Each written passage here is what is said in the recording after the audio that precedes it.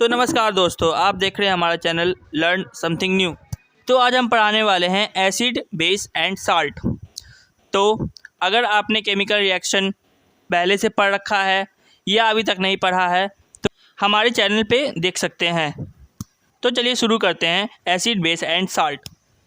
तो जैसा कि हम पढ़ते आ रहे हैं एसिड के बारे में, acid are sour in taste, they turn blue, litmus red, it produces H plus ion और H3O plus ion in aqueous solution. तो ये सारी बातें जो है वो हम लोग जानते हैं। बेस के बारे में हम लोग जानते हैं, base are bitter in taste, they turn blue litmus to red, it produce OH minus ion in aqueous solution. तो इतनी बातें हम लोग जानते हैं। तो हम लोग को मेनली इस चैप्टर में क्या क्या पढ़ना है, तो हमें पढ़ना है how do acid react with metal, how do acid react with metal carbonate and metal hydrocarbonate, how do acid react with metal oxide, how do base react with metal, how do base react with oxide of non-metal, how do acid and base react with each other, what do all acid and base have in common। हमें pH scale के बारे में पढ़ना है। pH जो है वो एक इंडिकेटर है।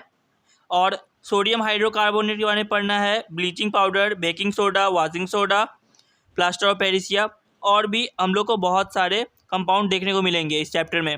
तो ज़्यादा बात नहीं करते हुए हम लोग शुरू करते हैं। तो सबसे पहले हम लोग देखने वाले हैं एसिड बेस इंडिकेटर।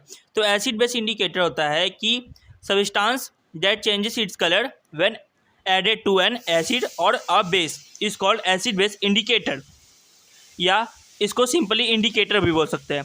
तो इंडिकेटर दो तरह का होता है, नेचुरल ऑक्योरिंग इंडिकेटर और सिंथेटिक और कमर्शियल इंडिकेटर। तो हम लोग आपको दिखाने वाले हैं नेचुरल ऑक्योरिंग क्या होता है और सिंथेसिस इंडिकेटर क्या होता है। तो जैसा कि आपको स्क्रीन पे फ्लैश हो रहा होगा, तो आपको दिख रहा होगा कि इसमें दो कैटेगरी है, एक नेचुरल ऑक्योरिंग इंडिकेटर और एक सिंथेटिक इंडिकेटर। तो जैसा कि आप देख पा रहे होंगे कि नेचुरल ऑक्योरिंग इंडिकेटर में टर्मरिक, पर्पल कैबेज और लिटमस है, क्योंकि ये नेचर से हमें मिलता है। तो आपको इसमें तीन कैटेगरी में कलर जो है वो दिख रहे होंगे, न्यूट्रल, एसिडिक और बेसिक। न्यूट्रल में टर्मरिक येलो कलर का होता है, एसिडिक येलो कलर का होता है और बेसिक में रेड कलर का होता है। टर्मरिक जो है वो एक इंडिकेटर है फॉर बेसिस। अब इसमें पर्पल कैबेज, ये पर्पल कलर में होता है न्यूट्रल में, एसिडिक में रेड कलर का, बेसिक में ग्रीन कलर का। ठीक है, इस पूरे चार्ट को आप एक बार देख लीजिए। तो अब हम लोग देखने वाले हैं एसिड के बारे में। एसिड दो तरह का होता है, एक होता है स्ट्रॉन्ग एसिड और एक होता है वीक एसिड। तो हमारा जो स्ट्रॉन्ग एसिड होता है उसको मिनरल एसिड बोलते हैं, क्योंकि वो मिनरल से बनता है। तो जैसे कि hydrochloric acid, sulphuric acid, nitric acid, phosphoric acid, ये सब जो है वो हमारे स्ट्रॉन्ग एसिड है, क्योंकि ये मिनरल से बनता है। तो हम लोग स्ट्रॉन्ग एसिड वैसे एसिड को बोलते हैं जो पूरी तरह से जो है वो डिसोसिएट हो जाए जब वाटर में हम लोग डिसॉल्व करें। डिसोसिएट होने का मतलब कि आयन जो है वो प्रोड्यूस करे। तो हाइड्रोक्लोरिक एसिड जो है वो हम लोग जानते हैं कि हमारे स्टोमच में प्रेजेंट होता है, जो डाइजेशन ऑफ फूड में मदद करता है। हम लोग देखने वाले हैं वीक एसिड। तो वीक एसिड ऐसे एसिड होते हैं जो पूरी तरह से डिसोसिएट या आयोनाइज्ड ना हो वाटर में, जब हम लोग डिसॉल्व करते हैं पार्शियली आयोनाइज्ड हो, उसी को हम लोग वीक एसिड बोलते हैं।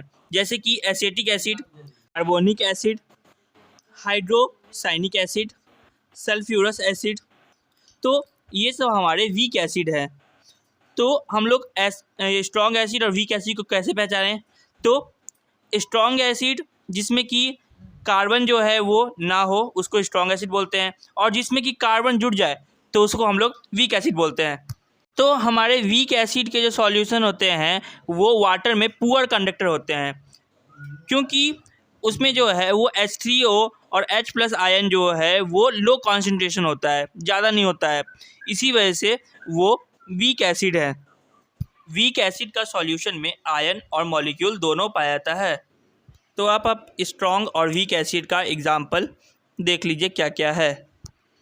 तो यही सब हमारे स्ट्रॉन्ग और वीक एसिड का एग्जाम्पल है। तो अब हम लोग आगे देखते हैं कॉन्सेंट्रेटेड और डाइल्यूट एसिड।